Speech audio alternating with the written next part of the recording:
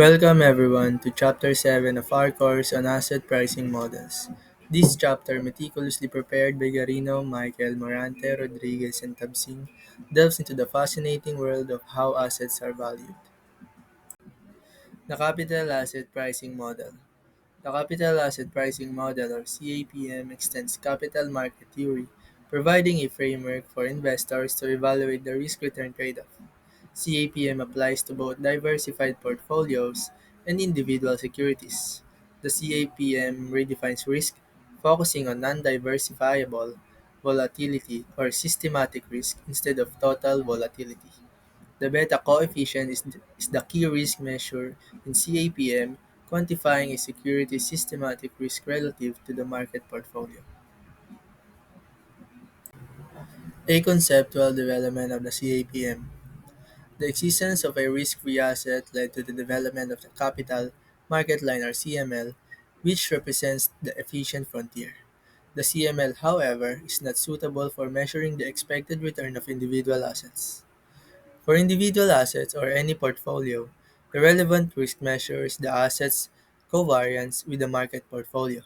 This means that the risk of an individual asset is not just its standard deviation, but rather the product of standard deviation and the correlation coefficient between the asset and the market. The CAPM equation is derived by the incorporating the covariance measure into the CML equation. The asset beta is defined as the ratio of the covariance of the asset's return with the market return to the market standard deviation. The CAPM equation is expected return of assets is equals to risk-free rate plus asset beta times expected return of the market portfolio minus risk-free rate. It also provides an appropriate discount rate for use in dividend valuation models. The security market line. The security market line or SML is a graphical representation of the CAPM. It shows the trade-off between risk measured by beta and expected return as a straight line. The SML intersects the vertical axis representing expected return at the risk-free rate, which represents the zero risk point. The SML considers only the systematic component of an investment's volatility. The SML can be applied to any individual asset or collection of assets. The slide presents a graph depicting the SML. Horizontal axis beta, vertical axis expected return, and SML a blue line sloping upwards, representing the relationship between risk expected return. Risk-free rate marked on the vertical axis representing the zero risk point. Market portfolio beta marked on the horizontal axis representing the beta of the market portfolio. Negative beta, a dashed blue line extending to the left of the origin indicating that some assets may have negative betas, meaning they move in the opposite direction of the market. So this slide explains how to use the SML to calculate the expected rate of return for a risky asset. It presents an example with 5 stocks A, B, C, D, and E, and their corresponding beta values. As you can see, we've established a risk-free rate of 5% and a market return of 9%. This difference, 4%, represents the market risk premium, the extra return investors demand for taking on market risk. This is a fundamental building block for understanding the SML. So we can see the formula here to solve. Uh, Expected return of asset is equals to risk-free rate plus asset beta multiplied by expected return of the market portfolio minus risk-free rate. Let's walk through an example for asset A with a beta of 0.70. The calculation is straightforward. We add risk-free rate 5% to the product of its beta 0.70 and the market risk premium of 4%. This gives us an expected return of 7.8% and the same procedure on the other sets. Notice how the expected return changes as the beta changes. Asset B with a beta of 1 has an expected return equal to the market return with 9%. Assets with betas greater than 1 have expected returns higher than the market return, while those with betas less than 1 have lower expected returns. An asset E with a negative beta presents a unique situation indicating a negative correlation with the market its expected return is less than risk-free rate. So this explains how to identify undervalued and overvalued assets using the SML. In equilibrium, all assets and portfolios should plot on the SML. Assets plotting above the SML are considered undervalued as their expected return is higher than what their risk justifies. Assets plotting below the SML are considered overvalued as their expected return is lower than what their risk justifies. A superior investor can identify undervalued assets and potentially earn better risk adjustments returns than the average investor. So this provides another example of how to use the SML to evaluate investments. It suggests comparing the required rate of return calculated using the SML to the estimated rate of return for a specific risky asset over a particular investment horizon. This comparison helps determine if the investment is appropriate considering its risk and potential return. The slide mentions that Exhibits 7.2, 7.3, and 7.4 provide further details on this process. This slide presents a table Exhibit 7.2 that shows the following information for five different stocks. Current price is P1, the current market price of the stock. Expected price P1 plus 1, the expected price of the stock 1 year from now. Expected dividend D1 plus 1, the expected dividend payment 1 year from now. The estimated future rate of return, the estimated rate of return for the stock over the next year. So stock A current price is equals to 25, expected price is equals to 26, and the expected dividend is equals to 1.00. Estimated rate of return is equals to 8%. Stock B current price is equals to 40, expected price equals to 42, and expected dividend is equals to 0.50. Estimated rate of return is 6.25%. For the stock C, current price 33, expected price is equals to 37, expected dividend is equals to 1, and estimated rate of return for stock C is 15.15%. For the stock D, current price is equals to 64, expected price 66, expected dividend is equals to 1.10, estimated rate of return is 4.84%. For the stock E, current price is equals to 50, expected price equals to 53, expected dividend is equals to 0, and the estimated rate of return is equals to 6%. So this one presents a table of Exhibit 7.3 that compares the required rate of return to estimated rate of return for the five stocks from the previous slide. Risk-free rate is equals to 5%, market risk premium 4%. So the required rate return of each stock is calculated using the SML equation. For stock A, beta is equals to 0.70, required return is equals to 7.80%, estimated return is equals to 8%, and the difference is equals to 0.20%. Evaluation is properly valued. For the stock B, beta is equals to 1, required return is equals to 9%, estimated return is equals to 6.25%, and their difference is 2.75%. For the evaluation equals to overvalued. For stock C, beta is equals to 1.15, required return is equals to 9.60%, estimated return is equals to 15.15%, difference is 5.55%, and the evaluation is undervalued. For stock D, beta is equals to 1.40, required return is equals to 10.60%, estimated return is equals to 4.84%, the difference is negative 5.76%, and the valuation is overvalued. Stock E beta is equals to negative 0.30, required return is equals to 3.80%, estimated return is equals to 6%, the difference is 2.20%, for the evaluation is equals to undervalued. So this one presents a graph Exhibit 7.4 that plots the estimated returns of the five stocks on the previous slides of the estimate. Horizontal axis is beta, vertical axis is expected return, SML a blue line sloping upwards representing the relationship between risk and expected return. Market portfolio return marked on the vertical axis representing the expected return of the market portfolio.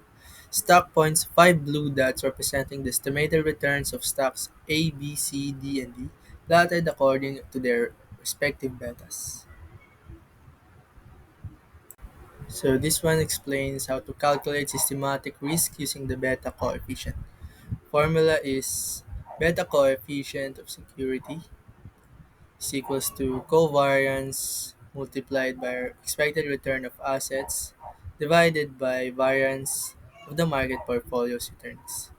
The slide also mentions that beta can be estimated as the slope coefficient in a regression equation between the securities return or RIT and the market portfolio's return RMT known as a security characteristics line.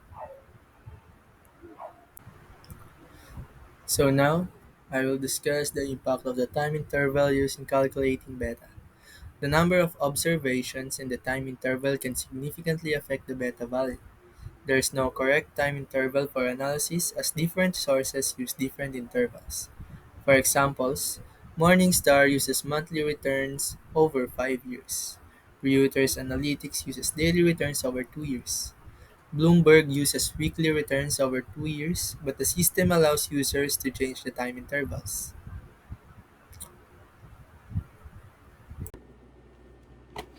The effect of the market proxy. Here we are discussing the importance of the market proxy in beta calculations. The S&P, the S&P 500 Composite Index is often used because it covers a large portion of US market value and it is value weighted.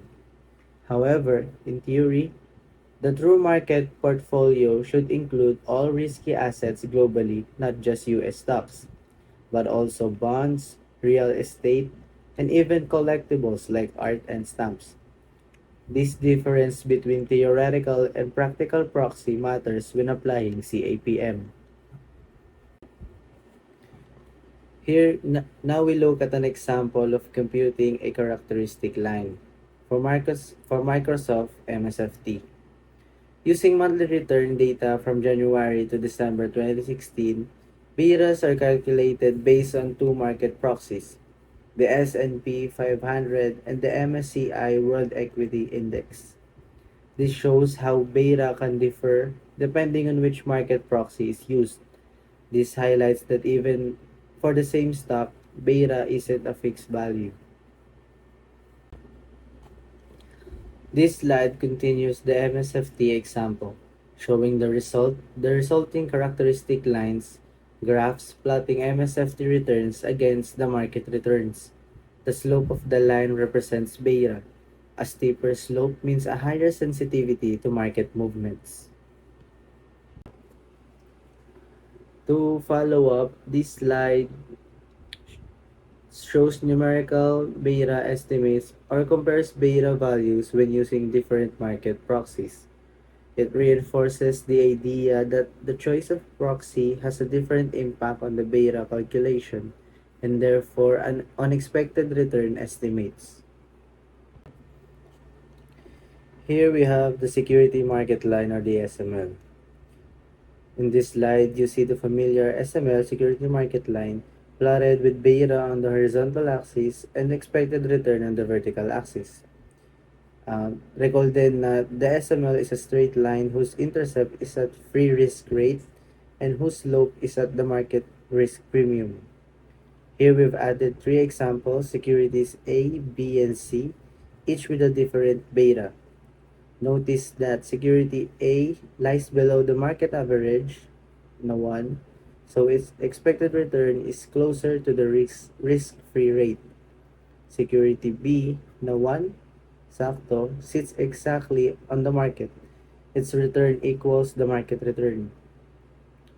Meanwhile, security C, beta na 1.5 is above average risk. So its expected return is higher by 1.5 times the market risk premium. This visualization underscores how systematic risk or yung beta alone drives expected returns in the CAPM framework. For industry characteristic lines for three industry portfolios rather than individual stocks. Each line is the regression of that industry's excess returns on market excess returns. Pag steeper slope means it has a higher beta and greater sensitivity to market movements. Example na lang is the technology industry na mayroong beta na 1.3 and it has the steepest line, indicating it amplifies market swings. Utilities, by contrast, have a beta near 0.7, reflecting their defensive nature. Sa pag-estimate ng betas, na kukuha ng analyst and nako-compare niya to across industries. Now, as we close our look at the security market line, meron lang three key takeaways na kailangan tandaan. First is that only systematic risk matters. Yung ibang risk can be first diversified away. And second is yung linear trade-off. Expected return rises linearly with beta. Third is yung pricing test. Assets plotting above the security market line are underpriced or masyado mataas yung unexpected return para sa kanilang risk. And those below are overpriced. Next, or now, we turn the real-world test of whether the CAPM holds up empirically. Now we move into empirical tests of the CAPM. There are two big questions researchers ask. First, how stable is beta over time? And second, is there a clear positive relationship between beta and returns, as the CAPM predicts? Testing these two questions help us evaluate the CAP if the CAPM actually works in the real world. Here in this slide, we focus on the stability of beta. Studies show that beta is not very stable for individual stocks, meaning a stock's beta can change quite a lot over time. However, when we look at large portfolios of stocks, beta estimates are much more stable. Another interesting finding is that betas tend to regress towards the mean over time.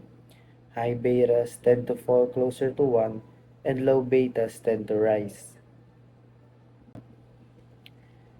Now we ask, does higher beta actually lead to higher returns? Studies like Jensen's show that most security market lines or SMLs have a positive slope. So higher beta assets do tend to offer higher returns. However, the results are not perfect. The slope and intercept of the SML change over time, and intercepts are not always exactly at the risk-free rate as theory would predict. This slide continues the investigation. Specifically, it looks at using a zero beta portfolio instead of the risk-free rate in test. The idea is that if we replace the risk-free rate with a portfolio that has zero correlation with the market, the SML would have a higher intercept and a flatter slope. Empirical tests here are mixed. Some studies find support and the others don't. Further extending the analysis, researchers found that other factors besides beta, such as firm size and price to earnings ratios, affect returns. Smaller firms and firms with low price to earnings tend to offer higher returns, even after accounting for beta. Bandari also found that financial leverage plays a role. So while beta is important, it's not the only factor investors should consider. On this slide, we introduce the effect of book to market value on stock returns. Fama and French found that size and book to market equity explain much of the variation in stock returns. In fact, these two variables seem to capture the effects of other factors too, like earnings to price ratios and leverage. So again, the evidence suggests that beta alone doesn't fully explain returns. Other company characteristics are also very important. Moving on to additional issues. First, the effect of transaction costs. Normally, the security line is depicted as a straight line. However, when we consider transaction costs such as brokerage fees and bid-ask spreads, the SML doesn't remain as a single line. Instead, it transforms into a band of securities. Next, for the effect of taxes, taxation plays a critical role in investment returns because investors face different tax rates depending on their income level or investment type. The capital market line and the security market line can vary significantly among investors. Early studies initially supported the capital asset pricing model. Researchers found that intercepts in return regressions were generally higher than what the prevailing risk-free rate suggested. This evidence was consistent with either a zero beta version of CAPM or the idea that borrowing rates were higher than assumed. However, to explain unusual returns, other factors such as firm size, price-to-earnings ratio, financial leverage, and the book-to-market value ratio were found to have significant explanatory power beyond just beta. Kothari, Shanken, and Sloan 1995 measured beta with a annual returns. They found substantial compensation for beta risk, although their results suggested that findings by Fama and Fretch could be specific to certain time periods. Jagannathan and Wang 1996 introduced a conditional CAP-M, which adjusts for changes in both betas and the market risk premium over time. Their model successfully explained the cross-section of returns. Riley and Wright 2004 examined the performance of 31 different asset classes. They found that the risk-return relationships using a broad market portfolio proxy for beta remain significant and aligned well with theoretical expectations. In short, para mas madali maintindihan, Kothari, Shanken, and Sloan 1995 validated beta but warned it might depend on the time period. Jagannathan and Wang 1996 improved CAPM by making it flexible to market changes. Riley and Wright 2004 showed that the classic risk-return relationships still holds across many types of asset. At move on na tayo kay CAPM. The market portfolio theory versus practice.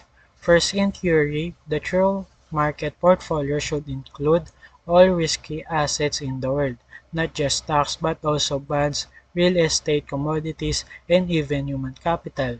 In equilibrium, each asset would be included in the portfolio based on its market value proportion relative to the total market. This ensures a fully diversified, optimal portfolio according to theoretical models. However, in practice, most studies use a US stock index as a proxy for the market portfolio. It is important to note that the US stocks actually represent less than 15% of the truly global risky asset portfolio. This shows a significant gap between theoretical ideals and practical application in empirical finance. The beta-intercept of SML will differ if there is an error in selecting the risk-free asset and market portfolio. Using the incorrect SML may lead us to incorrect evaluation of the portfolio performance. Here we can see a graphical illustration of the impact of measurement errors. Notice that the true SML starts at the true risk-free rate, labeled RFR, and runs through the true market portfolio. However, if there is an error in either the risk-free rate or market proxy, we end up with a measured SML that is different. The proxy M portfolio represents an imperfect market proxy, and its use shifts the SML.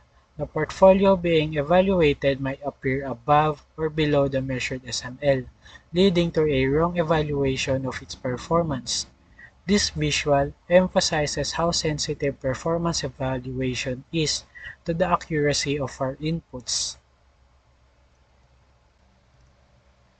Here we compare different periods, 2000 to 2004, 1989 to 1994, and 1983 to 1988, using two market proxies, the SP 500 and the Brinson GSMI. Notice the differences in the market return, the risk-free rate, and the market risk premium. For example, during 2000 to 2004, the SP 500 had a negative market return, while the Brinson GSMI was positive. This discrepancy shows that the choice of market proxy can dramatically change our SML and thus portfolio performance evaluations. This highlights why selecting the correct risk-free asset and a representative market portfolio is critical in practice, not just in theory. Moving on to arbitrage pricing theory or APT. Capital Asset Pricing Model or CAPM was criticized because of few reasons. First, it relies on many unrealistic assumptions about the market behavior and investor actions. Second, it's difficult to select an appropriate proxy for the market portfolio, which weakens its practical application.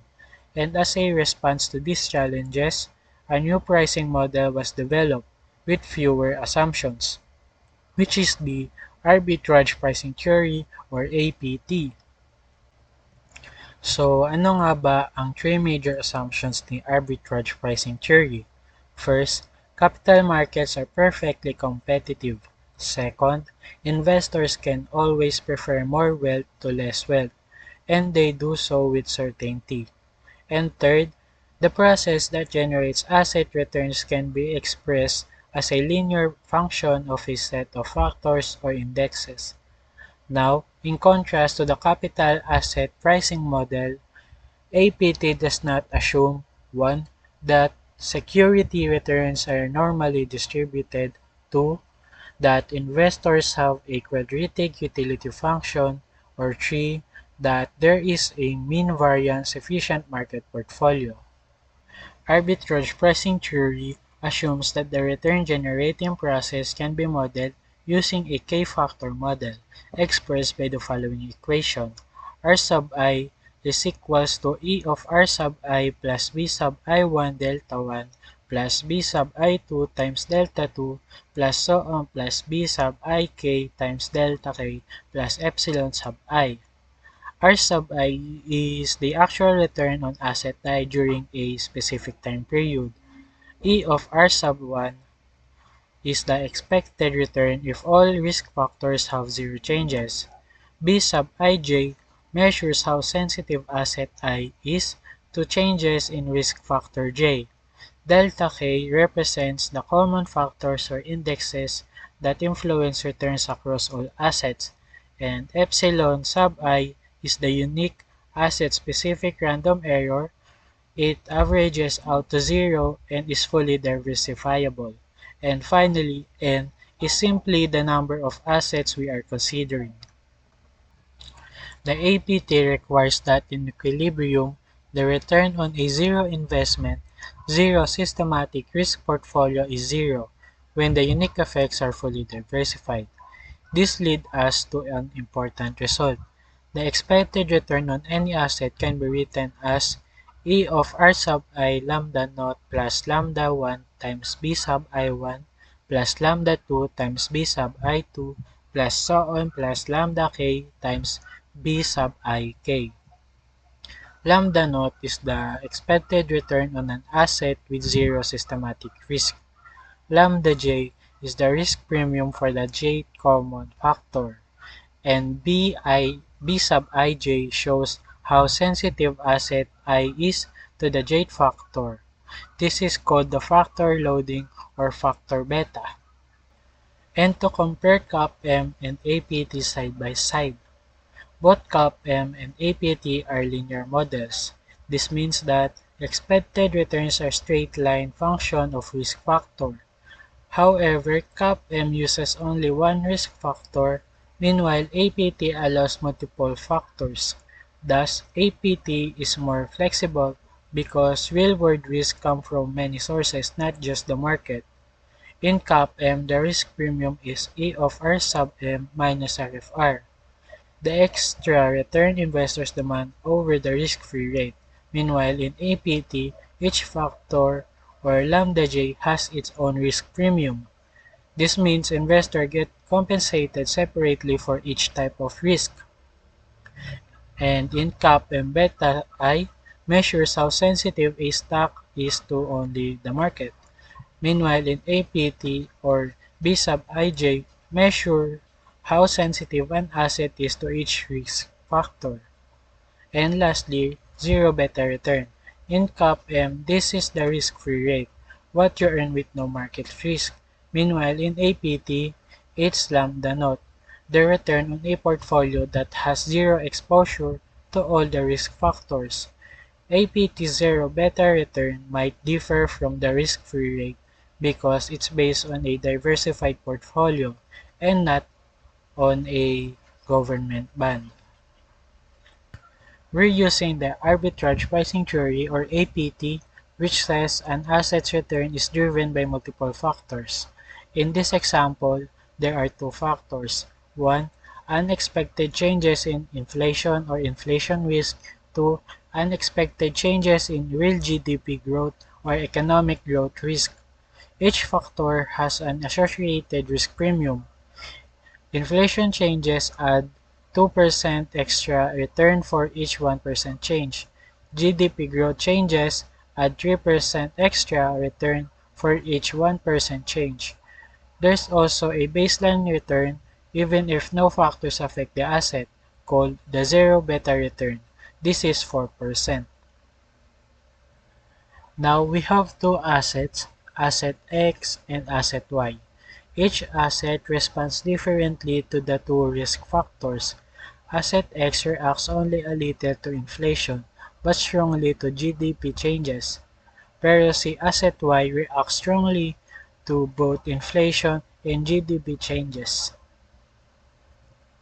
The graph shows a plane that links factor 1 beta, factor 2 beta, and expected return. Each asset, X and Y, sits somewhere on that plane based on its sensitivities. Higher sensitivities to risk factors usually mean higher expected returns, which matches the idea of APT, which means more risk, more return. Moving on to security valuation with the APT. Suppose that three stocks A, B, and C and two common systematic risk factors 1 and 2 have the following relationship. For simplicity, it is assumed that the zero beta return or lambda naught is equals 0. So the given we have are E of R sub A is equals to 0.80 times lambda 1 plus 0.90 times lambda 2. E of R sub B is equals to negative 20 times lambda 1 plus 1.30 times lambda 2. And lastly, E of R sub C is equals to 1.80 times lambda 1 plus 0.50 times lambda 2.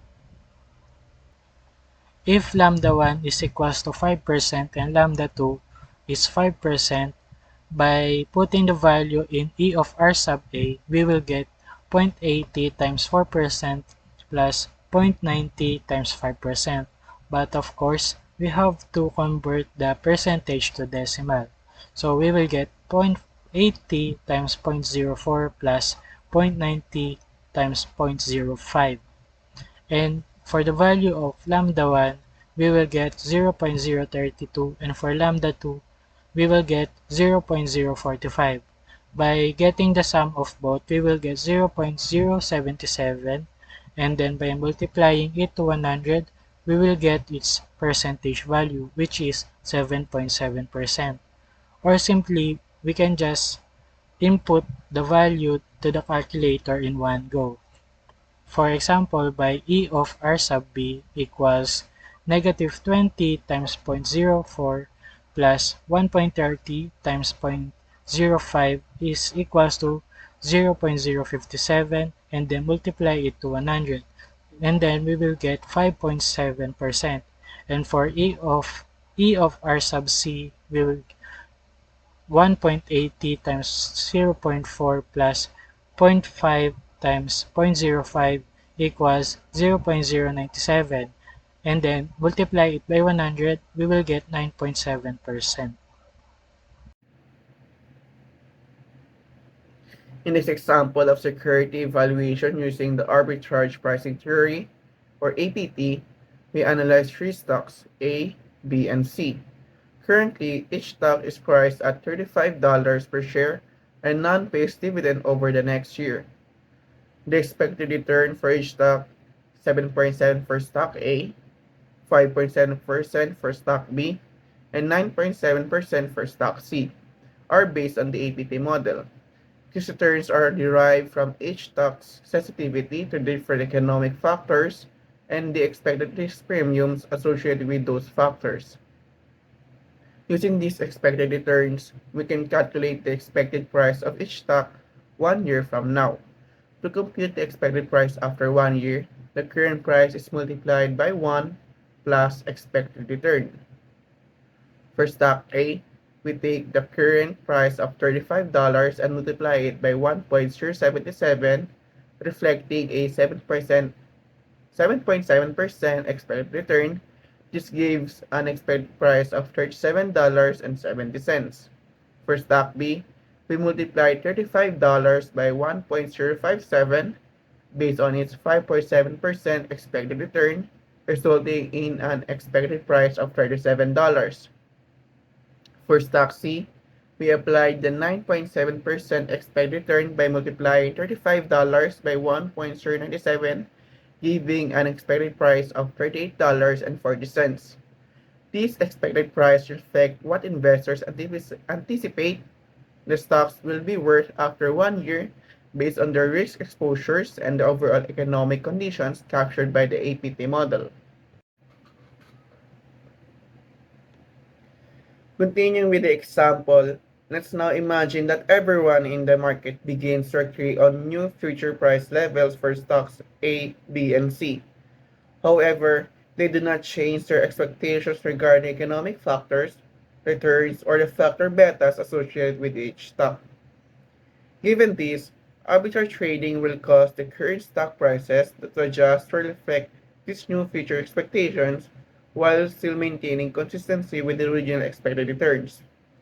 To find the new current prices, we divide the updated expected future price by 1 plus each stock's expected return. For stock A, the new expected future price is $37.20. Dividing this by 1.077 gives a new current price of approximately $34.54.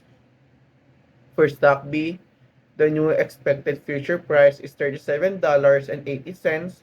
Dividing by 1.057 results in a new current price of about $35.76.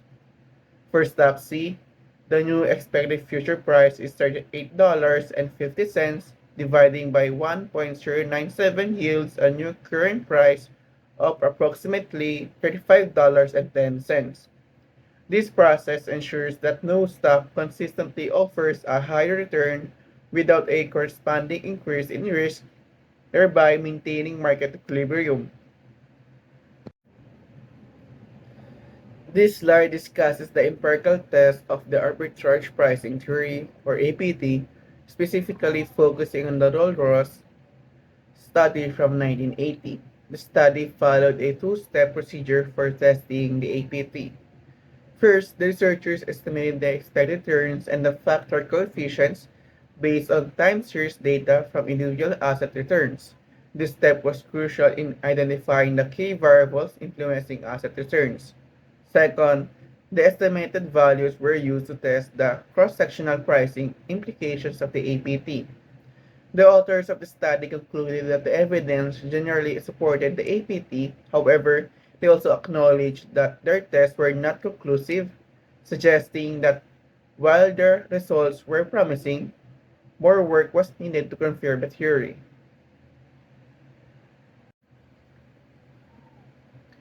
Next is the continuation of the Rolls-Royce test. The first study mentioned is by Coe, Elton, and Gruber in 1984, focused on examining how many factors in the return generating process were actually priced. Next, Grimes, Friend, and Kultekin, also in 1984, re-examined the techniques used in previous studies and their limitations. They found that the number of factors that are relevant for pricing asset returns can vary depending on the size of the portfolio, so it needs to consider portfolio characteristics when applying the APT. Finally, Roll and Ross themselves, in 1984, made an important observation. They emphasized that the number of factors is not as crucial as how well the model can explain the expected return. This perspective shifted the focus toward the model's overall effectiveness in predicting returns rather than just counting the factors involved. According to Connor and Korczyk of 1993, they developed a test designed to identify the number of factors in a pricing model by allowing the unsystematic components of risk, the risk unique to individual assets, to be correlated across assets. Traditionally, the APT assumes that the unsystematic risks of assets are independent, meaning they don't influence each other. However, Connor and Korczyk tests recognize that in reality, the unsystematic risks of assets can be correlated. This allows for a more realistic model of asset pricing, taking into account how risks might be interrelated across the different assets. Next is Harding's work in 2008, focused on showing the connection between systematic risk, the risk that affects all assets in the market, like interest rate changes or inflation, and unsystematic risk, the risk specific to an individual asset, such as management decision or company performance. Harding's contribution was important because it highlighted that systematic and unsystematic risks are not entirely separate. In practice, they can be related.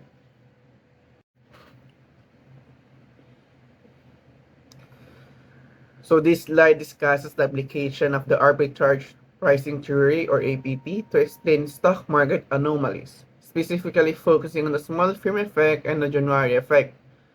So A/B tests of the small firm effect suggest that small cap stocks tend to outperform large cap stocks over time. This effect is a challenge for CAPM, which generally predicts that higher returns are tied to higher systematic risk, not necessarily to company size. Reingannum, his findings showed that the results were inconsistent with the APT, meaning that the APT did not provide a clear explanation for the small firm effect. This suggests that other factors may be influencing the returns of small firms beyond the factors included in the APT. Chen, in contrast, study supported the APT over the CAPM. His results suggested that the APT, with its multi-factor approach, was better able to explain the small firm effect than the simpler single-factor CAPM. This implies that the APT rather can incorporate additional risk factors that help explain the high returns of small firms. So next is the A/B test of the January effect. The January effect is the tendency of stock prices, particularly small stocks, to rise in January, often attributed to seasonal patterns like tax loss, selling, and other investor behaviors. So Gultekin and Gultekin, their findings indicated that the ABT was not better than the CAPM in explaining the January effect. This suggests that the APT does not offer a significant advantage over the CAPM in capturing this anomaly. In other words, the January effect may be better explained by simpler models or other factors not captured by the APT. Sir Burmeister and McElroy, while they also found that the APT did not fully capture the January effect, they still rejected the CAPM in favor of the APT. This suggests that despite its inability to fully explain the January effect, the APT is considered more robust model than the CAPM for explaining overall asset pricing dynamics. So is APT even testable? According to Shanken, where he highlights significant challenges in testing the APT. First is non-observable factors. One quick criticism is that the factors in the APT model do not need to be observable. This means that the factors influencing asset returns are not always directly measurable or visible in the data. As a result, there could be many possible factors sets that are equivalent, but each set may imply a different underlying factors structure. This makes it difficult to draw clear conclusions. So next is empirical formulation variability. The empirical formulation of the APT may yield different implications regarding the expected returns for a given set of securities. In other words, depending on how the model is applied or which factors are chosen, the results could change significantly, further complicating efforts to validate the theory. Differential returns and factor structure. Because the APT lacks a clear method for identifying the relevant factor structure that explains differential returns between securities, it struggles to provide an explanation for why different securities behave differently in the market, without knowing which factors are driving these returns. So moreover, there are numerous subsequent papers explaining and proposing new methodologies for testing the APT, such as Brown and Weinstein in 1983, Kawicki and Zhou in 1996, and Zhang in 2009. So the slide introduces the concept of multi-factor model and risk estimations. In a multi-factor model, the investor chooses the exact number and identity of risk factors, while the APT model does not specify either of them. A key distinction is made between general multi-factor models and the arbitrage pricing theory, or APT. In a typical multi-factor model approach, the investor or analyst selects the specific number and identity of the risk factors believed to influence asset returns. In contrast, the arbitrage pricing theory, or APT, while also the multi-factor model, is more general. So the formula presented illustrates the structure of such a multi-factor model, where FIT is the period T returned to the JIT designated risk factor. The values BI1, BI2 to BIK are the factor sensitivities or loadings, indicating how much the security's return is expected to change for 1 unit change in the respective factor's return. These sensitivities are specific to security I and factor K. RIT represents the return of security I at time t.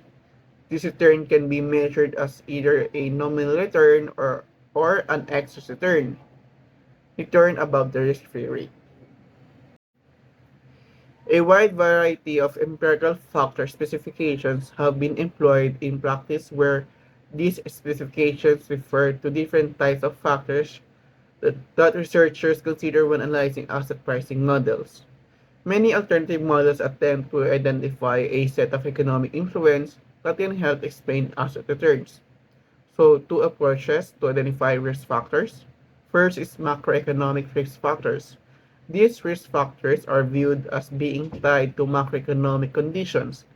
This could include variables such as inflation rates, interest rates, GDP growth, or unemployment rates. So second is microeconomic risk factors. Alternatively, risk factors can also be examined at a microeconomic level.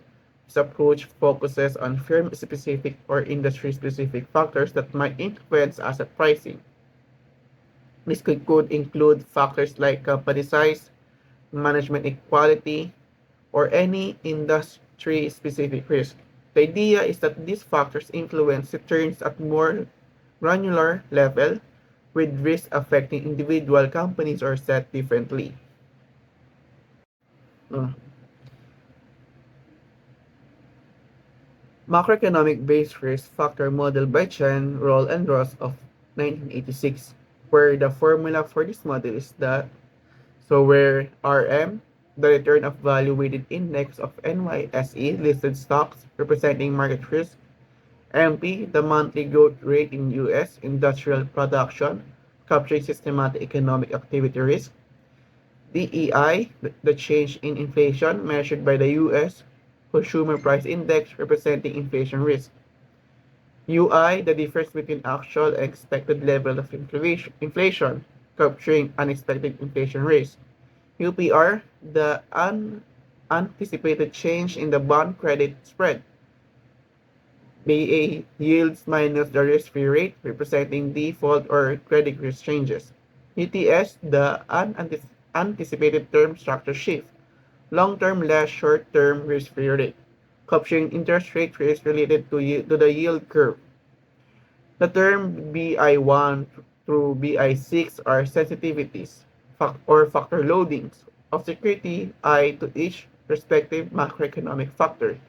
AI is the intercept term, and EIT is the unsystematic security-specific risk. So to read the entire formula, return of security is equals to intercept I plus sensitivity of security I to return of the market index multiplied by the actual return of the market index at time plus the sensitivity of security I to the monthly growth rate in US industrial production BI2 multiplied by the actual industrial production growth rate MPT at time t, plus the sensitivity of security I to the change in inflation or BI3 multiplied by the actual change in inflation or DEI rather at time t, plus the sensitivity of security I to the difference between actual and expected level of inflation or BI4 multiplied by the difference UI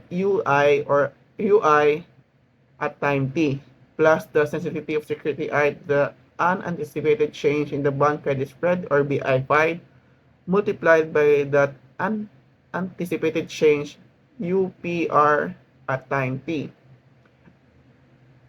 plus the scientific security I to the unanticipated term structure shift or BI6 multiplied by the shift UTST at time t, plus the error term or residual.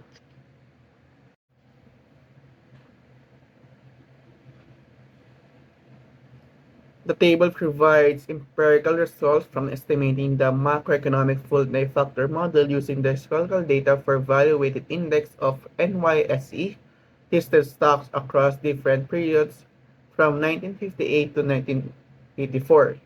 Each column represents a component of the multi-factor model formula including period and constant, RM or market return factor sensitivity, MP or industrial production growth factor sensitivity, DEI, change in inflation factor sensitivity, UI, unanticipated inflation factor sensitivity, UPR, unanticipated bond credit spread change factor sensitivity, UTS, unanticipated term structure shift factor sensitivity. Burmeister, Roll, and Ross, 1994, analyzed the predictive ability of a model based on the following set of macroeconomic factors. First is confidence risk, represents unexpected changes in investors' willingness to hold risky assets. Time horizon risk relates to unexpected shift in the term of structure of interest rates, affecting the risk premium demanded for longer-term investment. Third, inflation risk captures unexpected changes in inflation or expectation about future inflation. Business cycle risk reflects unexpected changes in future business activity such as GDP growth or industrial production. Market timing risk associated with the aggregate market return itself, similar to the market factor in other models. So the picture provides a visual representation of macroeconomic risk exposure profiles using the factors from the Burmeister, Worrell, and Ross 1994 model. The two bar charts illustrate the estimated factor sensitivities, also known as betas or loadings for different assets. It also displays macroeconomic factors such as confidence, time horizon, inflation, business cycle, and BIRR indexes. In 1993, economists Eugene Fama and Kenneth French developed a significant model known as the three-factor model. This model includes three key components: the market risk factor, SMB, and HML. SMB stands for small minus big, which measures the return difference between small caps and large cap stocks. Historically, smaller companies tend to outperform larger ones, and this factor captures that effect. HML means high minus low, representing the return difference between stocks with high book-to-market ratios and those with low ratios. This factor reflects a tendency for value stocks to outperform growth stocks. The equation for the Fama-French three-factor model looks like this. Here, RFR is the risk-free rate and B1, B2, and B3 are the sensitivities, or loadings of the stock to each factor. This equation helps us quantify how much of a stock's return can be attributed to these risk factors. Building on Fama and French's work, Mark Carhart introduced a four-factor model in 1997, adding a momentum factor. This factor, known as MOM, accounts for the observation that stocks with positive past returns often continue to perform well in the future. This momentum effect can significantly affect stock performance. In 2015, Fama and French further expanded their model to include two additional factors related to company quality, profitability and investment risk. RMW stands for robust minus weak, indicating the return difference between high profitability and low profitability stocks. CMA means conservative minus aggressive, representing the return difference between stocks of firms with low growth in total assets compared to those with rapid growth. An example of this approach comes from Elton, Gruber, and Blake, who relied on four key indexes: the S&P 500, the Barclays Capital Aggregate Bond Index, the Prudential Bash Index comparing large cap to small cap stocks, and the Prudential Bash Index comparing value to growth stocks. These indexes helps us understand broader market trends and risk exposures. Another method for defining systematic risk is using characteristic-based models. These models utilize index portfolios like the S&P 500 as benchmarks. By analyzing performance against these indexes, we can identify common risk factors affecting multiple securities.